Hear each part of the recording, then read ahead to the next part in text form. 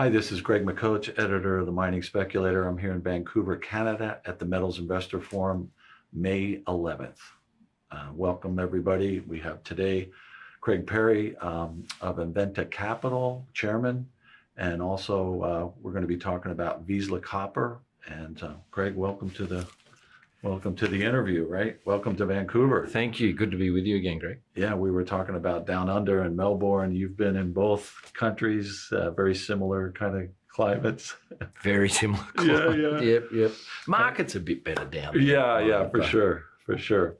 Anyway, we want to talk a little bit. What's going on with Inventa? Let's start off with Inventa Capital, because that's a big story. Yeah, well, of course, Inventa, we're something of a merchant bank and project generator. Our flagship company nowadays is Vizsla Silver, which is, we've got the giant Panuco Silver District down in Mexico. We're fast moving that into PEA stage. Look out for the PEA on that project, sometime this summer.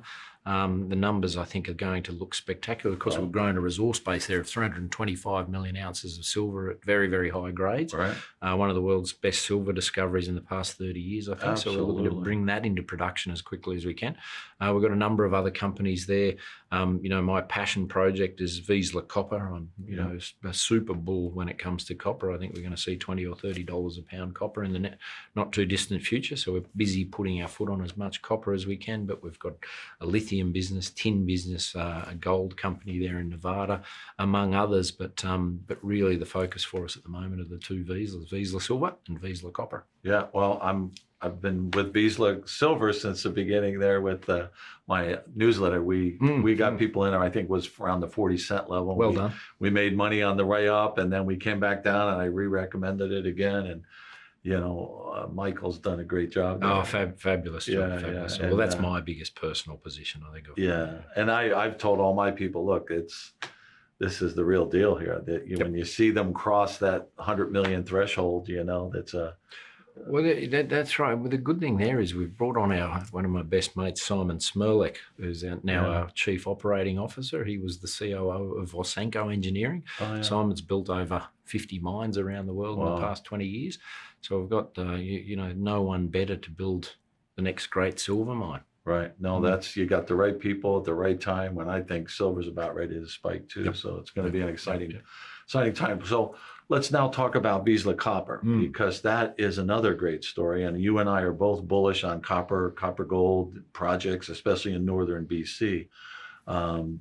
Obviously, Vizsla Copper has the goods there too. We do. Look, we've done two major acquisitions. We've done, I think, over 10 smaller acquisitions of properties across the province.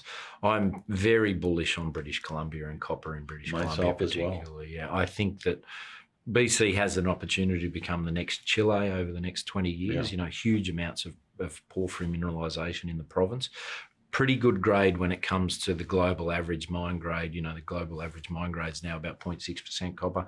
There's a lot of metal up in those hills north of us here at that sort of 0.5, 0.6 level. Yeah. We've got a lot of it ourselves. We've, as I say, the two major acquisitions. We acquired the consolidated Woodjam company that gave us the Woodjam property right next to Mount Polly mine. And then 2 weeks ago, we closed our acquisition of Universal Copper, which I think will be seen as one of the most extraordinary bargains of this down cycle that we're just about to come out of. We bought 2 billion pounds of copper and 750,000 ounces of gold for the princely sum of 2.5 million in stock. Great deal. So that's and that looks to me like a fabulous project. We're just dusting that off and looking at potential studies there and how we might make that an economic project even at these prices. And then apart from that, we're out there looking for, we really want to be the spearhead of acquiring and consolidating and BC copper projects and building a pipeline. Right. I've given myself the stretch target of building the next mid-tier copper producer in the shortest time frame. Yeah. I think markets are about to allow us to execute on that strategy, Greg. For sure. We're $4 and change copper now. I just said in my talk this morning, I see at least $10 and probably much higher. And you're saying 20, 30. I agree. Yeah. Well, last time around, the same sort of change in supply-demand fundamentals was enough to drive the copper price from 70 cents all the way to $4.60, Right. $4.70. Well, we're now back at that sort of all-time high level of $4.64 today, I Right. think. This time round, the absolute amount of copper we're going to need per annum is significantly higher at sort of 7, 8, 9 Yeah. million tonnes per annum. But the supply side's so much more Right. constrained. We haven't done studies, development work, permitting. So I just simply can't see where we're going to come. Right. And How we're going to meet that. what about warehouse stocks in copper? Is that Great question. Look, they're very low at the moment. You've seen something phenomenal happen late last year where TCs and RCs, the cost that smelters charge metal producers to refine their product, dropped to all-time lows. Next to nothing. Those smelters are so hungry for product, for concentrate. That suggests that the market is considerably tighter and those stockpiles are smaller than we could have ever imagined. We went into the back end of last year thinking, okay, well, we're going to see a modest surplus of copper production this year. It hasn't played out that way. Cobre Panama, of course, the closure of that mine took 400,000 tonnes of product out of the market. But it was much tighter than we thought. And so hence you've seen that run up from $3.30 to $4.64 today. I think even Goldman Sachs, the snoozers at Goldman Sachs are saying we'll see $5.50 copper by the year end. I think we'll see much higher prices. But as I say, given the supply-demand fundamentals, I think, honestly, we're going to see $20, $30 per pound. The shortfalls are too obvious. It just, you can see exactly, it. You can see it, yeah. So let's talk a little bit more about Vizsla Copper. What's the share structure? Yep. And we've got, you absolutely. So since the acquisition of Universal Copper, we've now got 181 million shares out, about 10 cents a share. So we're very, very cheap for that much metal, 4 billion pounds of copper and nearly 2 million ounces of gold. You can buy that for $19 million. So that's an extraordinary bargain. And then, well supported by us and friends. I think I've put well over $1 million into the company so far and keep supporting every financing we do. Right. We've got a good backing of high net worth supporters and my business partners. We always write big checks for our own deals. So we're well funded. Within that resource space, we've got some very high grade zones. So we want to understand those more. So we'll be drilling in and around those come late June, July.